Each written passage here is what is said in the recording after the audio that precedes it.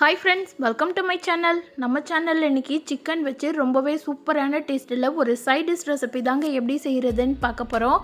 Chicken வாங்கினா இந்த மாதிரி வறுத்தரைச்சி ஒரு முறை செய்து பாருங்கள். அடிக்கடி செய்வீங்க, அவ்வளவு டேஸ்ட்டாக இருக்கும்.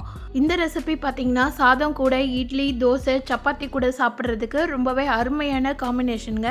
வாங்க டேஸ்டான இந்த சிக்கன் ரெசிபி எப்படி செய்கிறதுன்னு பார்க்கலாம். இது செய்கிறதுக்கு நான் நாட்டுக்கோழி தான் வச்சு செய்கிறேன். நீங்கள் ப்ராய்லர்லேயுமே இதே மாதிரி மெத்தடில் செய்துக்கலாம். நாட்டுக்கோழினால் வேகிறதுக்கு கொஞ்சம் டைம் எடுக்கும், அதனால் முதலையே வேக வச்சுட்டு அதுக்கப்புறமா நான் சமைக்க ஆரம்பிக்கிறேன்.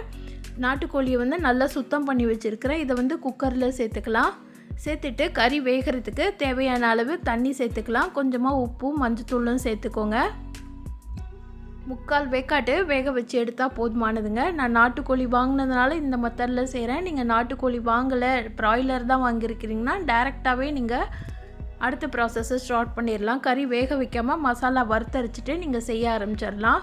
இப்போ மஞ்சத்தூளும் உப்பும் சேர்த்துட்டு நல்லா கிளறி விட்டுடலாம். கிளறி விட்டு குக்கரில் ஒரு 4லேருந்து 5 விசில் வச்சிங்கனாலே போதுமானது. கறி வெந்து வந்துடும்.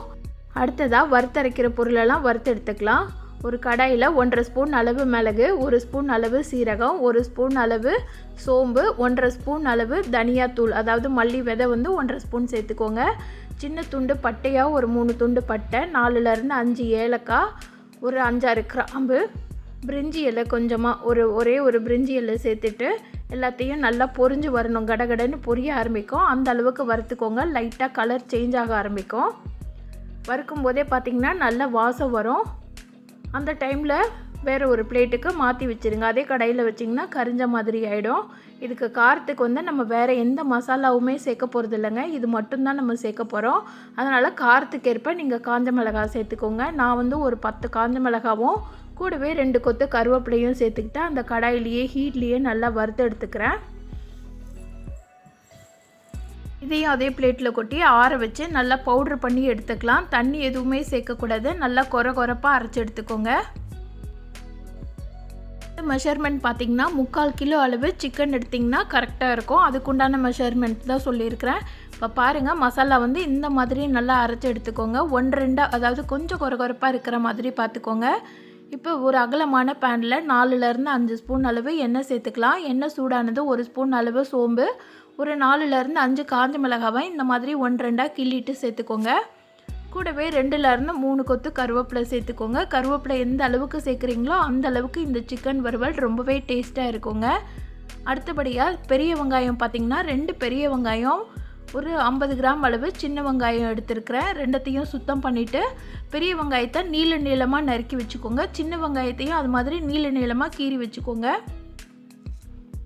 நீங்கள் வெறும் பெரிய வெங்காயம் மட்டும் சேர்த்து செய்கிறதுனாலும் செய்யலாம். சின்ன வெங்காயம் நல்லா சேர்த்து செய்யும்போது டேஸ்ட்டு நல்லாவே இன்க்ரீஸ் பண்ணி கொடுக்குங்க. அந்த காரத்தோட லைட்டாக ஒரு இனிப்பு டேஸ்ட்டு இருக்கும். அதனால தான் சின்ன வெங்காயமும் சேர்த்து செய்கிறேன். நீங்கள் வெறும் பெரிய வெங்காயம் மட்டும் சேர்த்திங்கன்னா அந்தளவுக்கு டேஸ்ட்டு வராது. இப்போ வெங்காயம் நல்லா பொன்னிறமாற வரைக்கும் நல்லா வறுத்து விட்டுக்கோங்க. கூடவே 2 தக்காளி பழம், சின்ன சைஸ் தக்காளி பழம்ன்றதுனால 2 தக்காளி பழம் எடுத்துருக்கிறேன். அதையும் சேர்த்துக்கலாம். சேர்த்துட்டு வெங்காயத்தோடு நல்லா மிக்ஸ் பண்ணி விட்டுடுங்க. தக்காளி வதங்கணும்னு அவசியம் இல்லை. லைட்டாக இந்த புளிப்பு டேஸ்ட்டு கொடுக்கறதுக்காக தான் தக்காளி சேர்த்துருக்குறோம். தக்காளி ஜாஸ்தி சேர்த்துட வேண்டாம். சேர்த்துட்டிங்கன்னா டேஸ்ட்டு மாறிடும். பெரிய பழமாக இருந்தால் ஒரு பழம் மட்டும் சேர்த்துக்கோங்க. இப்போ தக்காளி ஓரளவு வதங்கி வந்ததும் நம்ம வேக வச்சுருக்கிற சிக்கனை மட்டும் சேர்த்துக்கலாம். சிக்கன் வேக வச்ச தண்ணியை இப்போ சேர்க்கக்கூடாது. கறியை மட்டும் நல்லா வடிகட்டிட்டு சேர்த்துக்கோங்க.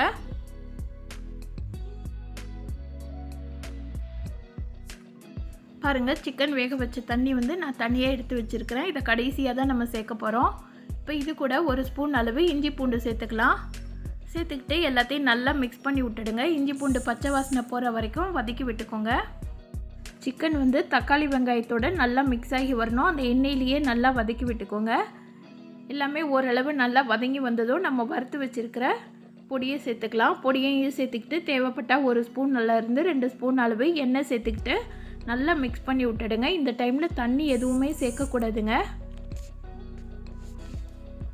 முழுக்க சிக்கன் அந்த தக்காளி வெங்காயத்தில் இருக்கிற எண்ணெயிலேயே நல்லா வதங்கி வரணும். மசாலா சேர்த்துட்டு நல்லா பரட்டி விட்டுடுங்க.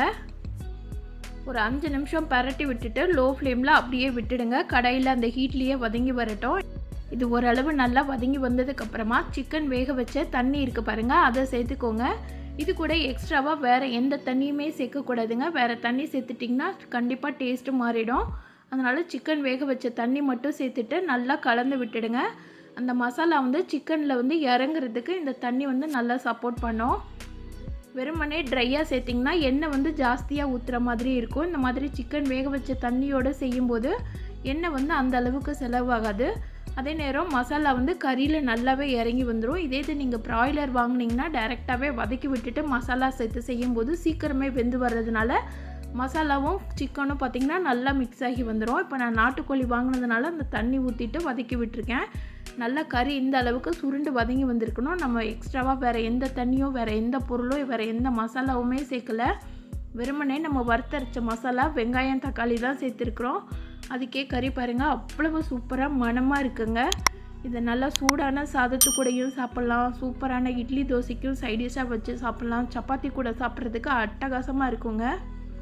நம்ம ஊற்றின தண்ணியெல்லாம் வதங்கிட்டு நல்லா எண்ணெய் பிரிஞ்சு வர ஆரம்பிச்சிருச்சு பாருங்கள். இதுதான் கரெக்டான கன்சிஸ்டன்சி. மேலே கொஞ்சமாக கருவேப்பிலை சேர்த்துக்கிட்டிங்கன்னா இன்னுமே நல்லா டேஸ்ட்டாக இருக்கும். இந்த டேஸ்டான சிக்கன் ரெசிப்பியை இதே மாதிரி மெத்தடில் நீங்களும் செய்து பாருங்கள். செய்து பார்த்துட்டு எப்படி இருந்துச்சுன்னு சொல்லிவிட்டு கமெண்ட் பண்ணுங்கள். இந்த வீடியோ பிடிச்சிருந்ததுன்னா இந்த வீடியோக்கு லைக் பண்ணி மறக்காமல் சேனலை சப்ஸ்கிரைப் பண்ணிவிடுங்க. Thank you friends.